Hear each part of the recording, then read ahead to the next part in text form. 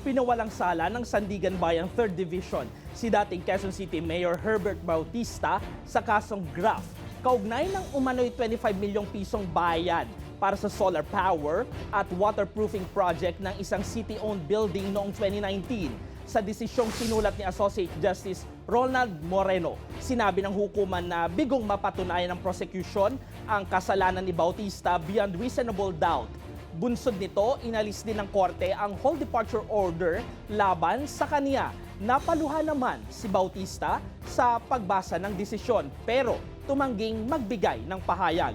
Samantala, hinatulan ng graft ang dating city administrator na si Aldrin Cunha at sinentensyahan ng 6 hanggang 8 taong pagkakakulong. Habang buhay din siyang diskwalipikado sa paghawak ng posisyon sa gobyerno. Pinayagan ng korte ang provisional liberty ni Cunha kapalit ng dobleng cash bond na 90,000 pesos na kailangan maisumite sa loob ng 5 araw.